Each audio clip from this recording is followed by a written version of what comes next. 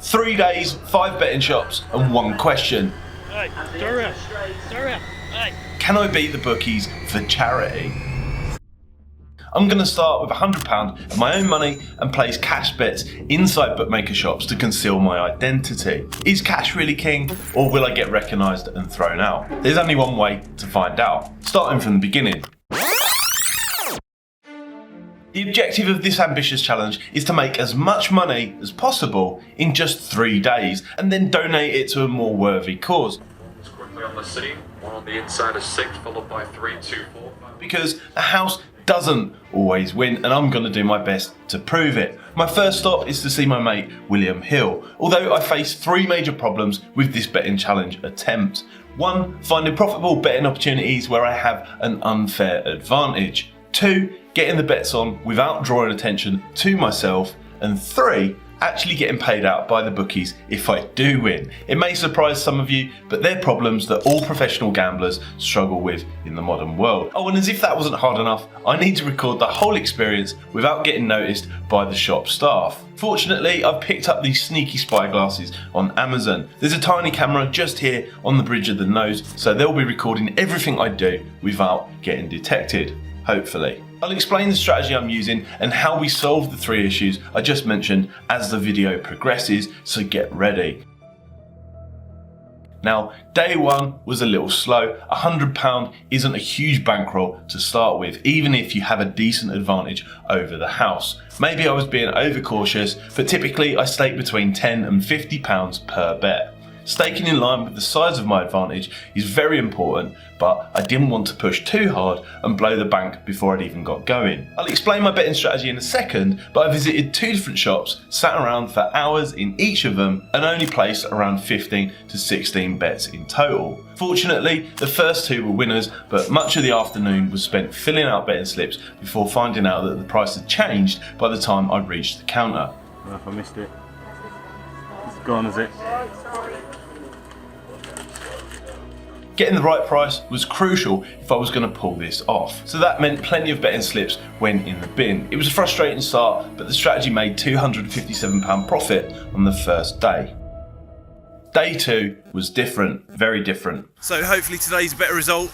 I'm going to hit a few different shops that are quite close to each other. It's not very sunny. Look a bit of a tit in these glasses, so hopefully it doesn't raise any extra suspicion. So to explain the strategy in simplistic terms, I'm deliberately targeting the bookmakers shops where I know specific greyhound racing events are on. I don't have any inside information because it's not required. I'm not interested in historical performances, form, or even the selection's name. Bookies like to get the punters focusing on these things as it deflects attention away from what's really important: price. What I'm doing here is purely a mathematical game of value versus probability. I can't guarantee I pick the right dog every time, but I don't need to. I just need to make sure that I get a bigger price than the bet is truly worth. By doing this over a period of time, I win more than I lose, making a profit in the process.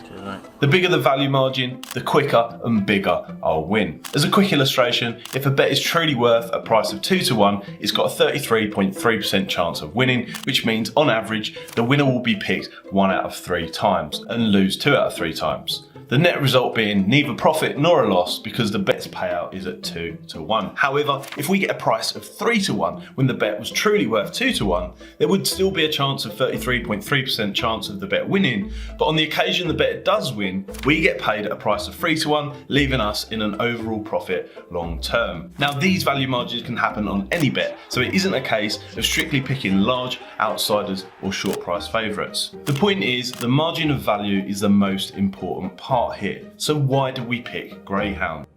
Chicken round, stand by everybody. Good luck with your picks. We're off and racing away, and Ashika round it is that shows first one up the inside. Oh yes, yes, yes. Then comes the board off. Because they're a big part of solving that first problem I mentioned earlier. Compared to other betting odds, they move fast, there are lots of questionable gambles late on, and they provide the biggest value margins for making money. Plus, it's easier to spot a gamble for them on the exchange. When I see that happen, I'll stake bigger. It's amazing how many times a dog wins after a substantial flurry of money hits the betting exchange market in the final minute. It's quite easy to catch incorrect prices if you know where it's most likely to happen in advance, although I must admit it's not what it used to be either. Unlike football and horse racing, they're a soft target and there's plenty of races. With more than 100 on some days, there's never long to wait before the next opportunity. I identified opportunities by tactfully looking at the betting exchange odds on my phone while sat in the betting shops. When the bookies' odds were priced larger than the betting exchange close to the start of the race, I quickly fill out the slip and place the cash bet to remain anonymous. Doing this isn't illegal and it doesn't take a rocket scientist. Bookies absolutely hate it because they know that they'll lose and I'll win because probability is stacked in the player's favour when doing this. They could change their price and make them more accurate, but they'd rather just restrict winners and refuse their bets instead, which is where problem number 2 comes in, getting the bets on undetected. Because the bookies are always watching. Loyalty cards, online apps, CCTV, which bank card you use to pay are just a few of the ways that they do it. They monitor it all and much more. Now there were more opportunities on the second day and results just kept falling in my favour, which was fortunate. But it didn't take long before the shop staff started asking if I was local, mentioning that they hadn't seen me before and asking if I had an online account. It amazes me that they had no interest in who the degenerates filling up the cash machines were, or where they were from, or even in me when I was sat in the shop for hours at a time betting race after race. Only when I was repeatedly collecting fair sums from the counter did they start to pay attention. So much for caring about gambling harm. They didn't ask me to leave, although I could tell it was only going to be a matter of time. Once I started to get those vibes, I moved on to the next bookie. It was a decent afternoon on day 2, although I did make a mess of recording everything with the Stevie Wonder glasses. They run on this little battery inside the frame, so hours and hours of recording must have got a bit too much for them. It happened a couple of times throughout the challenge. Now the second day saw me placing a lot more bets than the previous days. There were plenty of losers, although a couple of sizable wins really brought up the average, with the day 2's results coming in at £467.70 profit, taking the running total to £724.70 so far. With Lady Luck on my side, I was ready to go up a gear on day 3. The plan from the outset was to bet bolder and go harder on the last day. Having more cash to play with meant the betting strategy could cope with some variance in results. Although I was aware that staking bigger would bring a new problem. You see, finding value opportunities and keeping a low profile is one thing, but getting paid for larger amounts is now a nightmare if the bookies decide that they want to do an affordability or money laundering check. It shouldn't happen, it's abuse of regulation, but it's the bookies' new favourite trick to start asking for your bank statements and sensitive financial data after you've had a sizable win. If you don't comply, they do everything they can to hold on to your money. I didn't want this to happen to me, so I tried to avoid letting the stakes get too big. Placing larger bets means bigger profits or potentially bigger losses, so it's crucial that I focus on the best opportunities today and make sure I leave out anything that I'm unsure about. After a bumpy start, I was going well. Come mid-afternoon, I was having the best day so far, but then disaster struck. A string of losers knocked me back despite being great value odds. Again, I felt it was drawing attention to me, so I moved down the road to Paddy Power. Now their odds were by far the worst out of the lot, which made finding value frustrating to say the least. Being sat around in a dreary betting shop wasn't all that exciting either. I can't say I'd recommend it.